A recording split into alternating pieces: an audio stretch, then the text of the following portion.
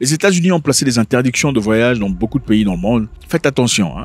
Allez-y avec caution, avec motion, avec attention. Dans plusieurs pays dans le monde, on va essayer de voir ces pays un tout petit peu et donner un contexte peut-être qui éclairera les raisons pour lesquelles peut-être ils sont bannis ou déconseillés par les Américains. Venezuela.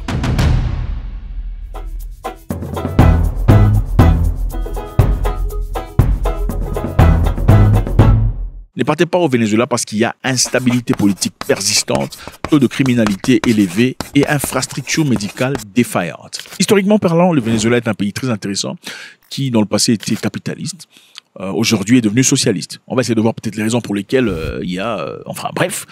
les États-Unis, comme vous savez, est un pays de marché ouvert, c'est un pays capitaliste. Suite à cette divergence, il y a peut-être eu friction entre les deux pays. C'est quoi le capitalisme? De manière très bête, on va essayer d'expliquer. C'est un peu, vous voyez cette pizza-là. La pizza a 12 pièces, n'est-ce pas? 12 morceaux. Et il y a 12 personnes assises autour de la table. Dans le système capitaliste, une personne, la plus forte en tout cas, pourrait prendre 10 pièces de la pizza pour lui-même et laisser 2 pièces à 11 personnes à manger. Okay? Ça, c'est le capitalisme. C'est comme Jeff Bezos, n'est-ce pas? Qui s'est fait beaucoup d'argent pendant Covid. Et les gens vous acclamiez ici, disant c'est un entrepreneur réussi. Non, il s'est servi de vous pour s'enrichir. Enfin bref, le socialisme est censé être, il y a une pizza de 12 pièces et il y a 12 personnes assises autour de la table. Chacun prend une pièce. C'est ça le socialisme. Ça, c'est pro et c'est con, évidemment, c'est positif et c'est négatif. Ça, c'est si ce socialisme est appliqué à la perfection. Continuons. Le Venezuela, dans le passé, était un pays capitaliste. Il y avait des investissements américains, évidemment, dans ce pays, jusqu'à ce qu'ils décident de devenir socialistes. Après leur décision de devenir socialiste en tant que pays indépendant, les États-Unis n'ont pas aimé cette histoire du tout. Pourquoi? Parce qu'ils ont perdu des investissements, ils n'avaient plus accès au marché. Le Venezuela aussi, je vous rappelle, est parmi les plus grands producteurs de pétrole dans le monde. Donc ça joue une importance très influente. Les États-Unis ont issu des sanctions, des blocages. Pourquoi? Parce que le Venezuela a décidé de devenir socialiste et ça a brûlé les investissements américains. Est-ce que ça expliquerait peut-être la raison pour laquelle on dit ne partez pas au Venezuela? Y a-t-il une inflation inouïe au Venezuela? Certainement, à cause de ce qu'ils ont à confronter vis-à-vis de beaucoup de pays dans le monde. Est-ce une raison évidente pour laquelle il faut dire ne partez pas au Venezuela? Faites-moi savoir. Maintenant, nous allons à Haïti.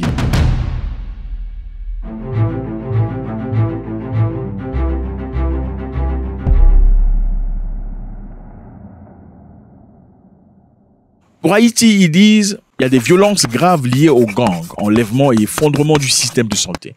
Ne partez pas à Haïti, ne le faites pas. Haïti, pour ceux qui ne savent pas, est le tout premier pays afro à résister farouchement et à battre les Blancs et se démocratiser, ou en tout cas se libérer. Les Européens sont venus en Afrique où ils ont pris beaucoup de Noirs, les ont emmenés à Haïti où ils étaient forcés de travailler dans les champs, jour et nuit, travaillant dans le coton et le canne à sucre. Un moment est arrivé où les esclaves en avaient marre. Ils voulaient leur liberté. Ils se sont réunis autour de Dessalines et de Toussaint Louverture. Ils ont fait une prière de vaudou. Évidemment, vaudou, c'est ce qu'ils connaissaient comme prière venue d'Afrique avant qu'ils ne soient corrompus.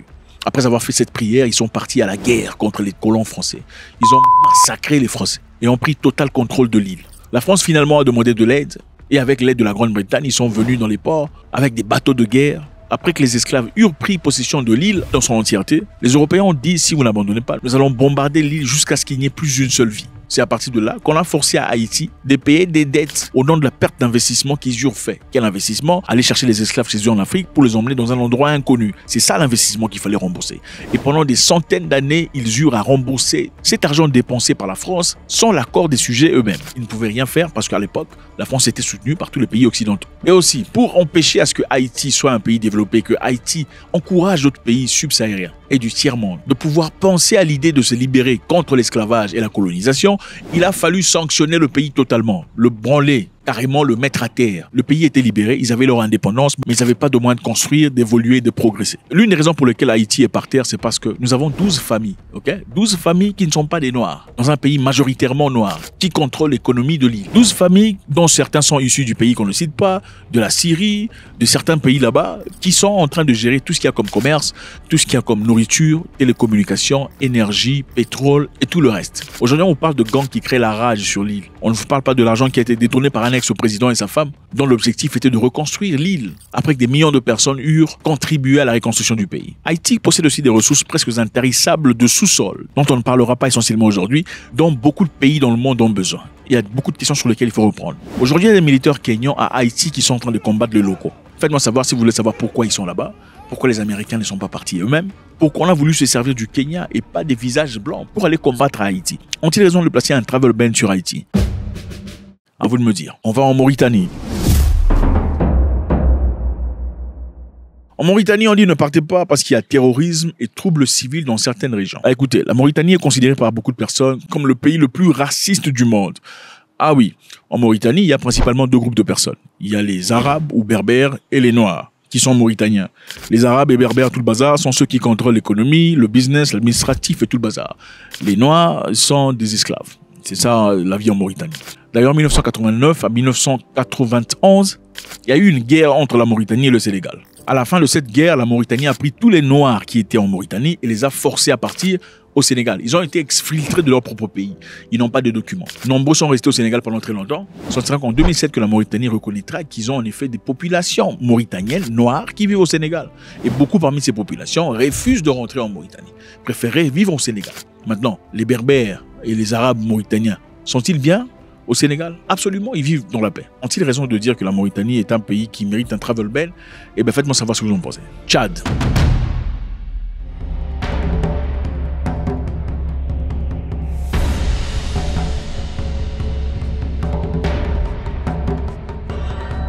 Le Tchad fait partie des pays qui sont bannis, enfin pas bannis, mais il y a travel ban, c'est-à-dire travel advisory. Les Américains sont déconseillés de partir au Tchad. On va essayer de voir un tout petit peu ce qui se passe au Tchad. Le Tchad était dirigé pendant très longtemps par Idriss Déby. Et pendant un certain moment, des bases militaires, ou en tout cas des entraînements militaires américains s'y faisaient. Récemment, début 2024, le Tchad aurait demandé aux États-Unis de suspendre temporairement leurs opérations militaires et de retirer leurs troupes suite à des frictions diplomatiques concernant la présence de troupes sans l'approbation complète du gouvernement tchadien de transition. Évidemment, on leur a demandé de quitter. Est-ce une raison pour que les États-Unis disent « écoutez, partez pas au Tchad ». C'est une possibilité, n'est-ce pas? Qu'est-ce que vous en pensez? Faites-moi savoir. Cuba.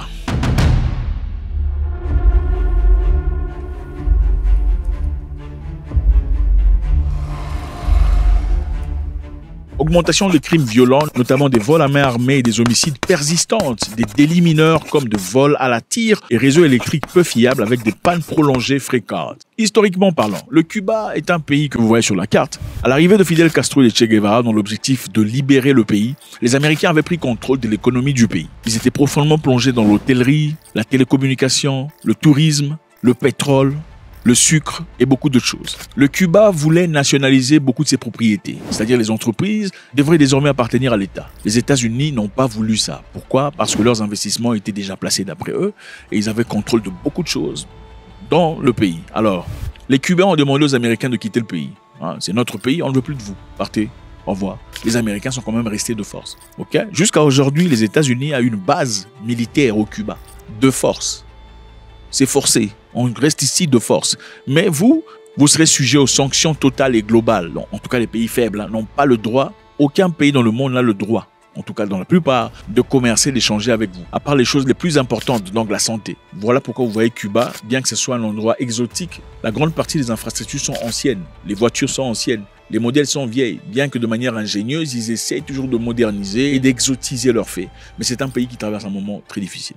Alors, ont-ils raison de le dire, ne partez pas au Cuba parce que, voilà, c'est dangereux tout le bazar. Faites-moi savoir. Nous partons au Niger.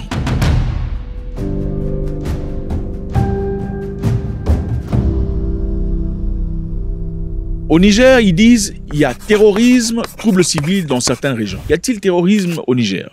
Certainement, dans certaines régions, il n'y a pas de doute. Mais rentrons dans l'histoire. Il n'y a pas très longtemps, le Niger avait les Français et les Américains, en tout cas militaires situés, stationnés dans le pays. Après l'arrivée du nouveau gouvernement, après la chasse contre M. Bazoum, les Nigériens ont demandé aux Français de quitter le territoire. Les Français ayant quitté malgré eux, la base de la situation militaire américaine au Niger n'était pas dérangée. Jusqu'à ce que le Premier ministre nigérien fasse un travail de voyage vers l'Iran pour y rencontrer son homologue iranien. Pendant qu'il y était encore, des diplomates américains ont fait une sortie disant que le Premier ministre nigérien était parti en Iran pour aller vendre l'uranium à l'Iran, dans l'objectif de créer une bombe atomique. Avait-il de preuves? Absolument pas. C'était naturellement une façon de mettre la pression sur le Niger dans l'espoir qu'il se justifie comme le ferait généralement un pays africain. C'est-à-dire se justifier disant non, nous ne sommes pas partis pour vendre l'uranium, nous sommes plutôt partis dans un voyage de discussion. C'est ce qu'ils attendaient de la diplomatie nigérienne. Mais en retour, ils ont reçu le fait contraire. Il a été porté à la connaissance des Américains de plier bagages et de quitter le territoire. Les forces américaines étaient obligées de retrouver très rapidement un endroit dans la sous-région pour aller se situer. Je vous rappelle encore une fois que les États-Unis avaient envoyé une délégation de diplomates pour aller voir le président Tchani. Mais arrivés, ils sont venus sans s'annoncer. Parce que généralement, avant d'aller voir un président de la République, vous envoyez une lettre disant « nous venons vous voir ». quand est-ce que vous serez libre pour nous accueillir? Ils n'ont pas fait ça. Donc, ils ont violé les protocoles. Ils ont fait un voyage arrivé au Niger exigeant de voir le président de la République. Cette demande, malheureusement, leur avait été refusée. Les Américains avaient un choix, soit de faire la guerre et donner manifestement l'impression à tout le monde qu'ils sont des vrais oppresseurs, ou carrément prendre leur clic et leur claque et plier bagage. Et pendant qu'ils quittaient encore, le Niger avait invité la Russie pour intégrer la même base dans laquelle étaient stationnés les Américains. C'était une façon de mettre une pression supplémentaire pour qu'ils partent. Les Américains partis, bon, quelques temps plus tard, on dit que le Niger était un endroit où il ne faut pas aller. Sinon, il faut faire attention parce qu'il y a terrorisme, troubles civils dans certaines régions. Y a-t-il terrorisme? Ouais, oui, il y a terrorisme. Mais est-ce que vous pensez que l'un définit l'autre? Faites-moi savoir ce que vous en pensez. Le Burkina Faso.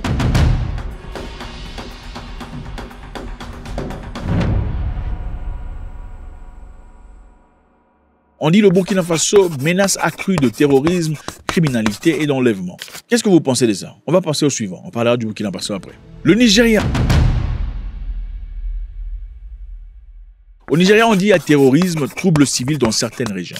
Bon, la situation au Nigeria est très délicate. Au Nigeria, ce n'est pas un pays où on part comme ça à l'aveuglette. Au Nigeria, quand vous êtes étranger, généralement, il faut avoir au moins 2 ou 3 bodyguards que vous payez chez l'État. C'est-à-dire des gens armés, des militaires pour vous protéger dans votre voiture. Sinon, vous serez enlevé. Ça, c'est évident. Le Nigeria, ça rigole pas. Ce n'est pas un pays que moi, personnellement, je vous encouragerais d'aller voir. Ont-ils raison? Faites-moi savoir. L'Ouganda.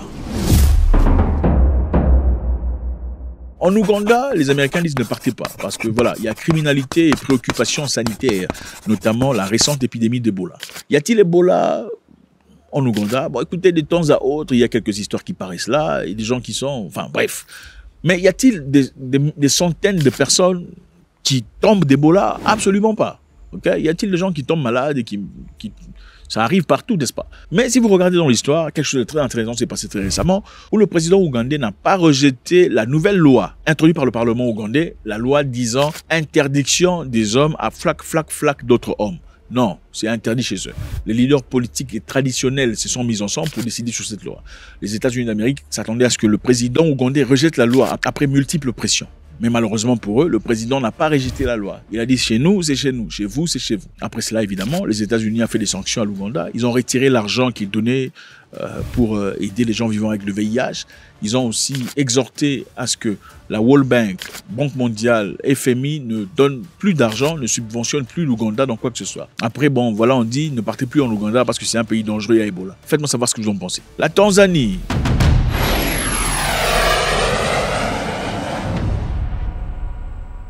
Il ne faut pas aller en Tanzanie parce qu'il y a risque de criminalité et de terrorisme. Terrorisme en Tanzanie? Ah bon? Ok. La Tanzanie est l'un des pays les plus merveilleux en Afrique. Ok.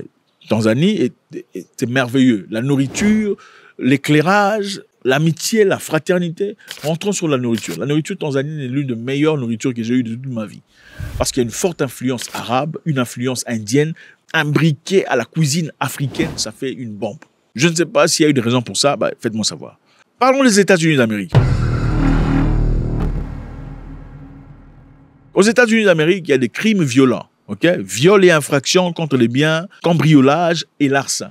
Beaucoup de crimes aux États-Unis d'Amérique. En 2024, d'ailleurs, Baltimore, Détroit, Memphis, Tennessee ont enregistré des taux de crimes violents les plus élevés pour 100 000 habitants, notamment pour la catégorie telle que meurtre, viol et agression grave.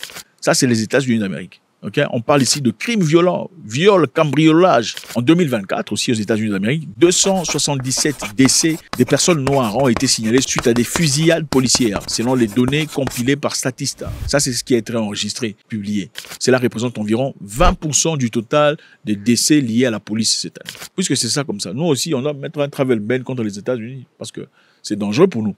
Ou comment? Il ne faut pas partir aux États-Unis, c'est un pays dangereux pour les Noirs. Historiquement, les Afro-Américains sont touchés de manière disproportionnée par les violences policières, bien qu'ils représentent environ 14% de la population américaine. Ils sont tués par la police au taux de plus de 2 fois supérieur à celui des Américains blancs. Alors, faites-moi savoir, avant d'enlever la poussière dans l'œil de l'autre, il faut... Enfin, je sais pas, faites-moi savoir ce que vous en pensez. Venezuela, Haïti, Mauritanie, Cuba et tout ça. Ont-ils vraiment des raisons légitimes pour lesquelles ils disent de ne pas y aller? Les États-Unis d'Amérique, est-ce un pays qui mérite aussi quelque part qu'il y ait un travel ban, surtout des Africains? God bless.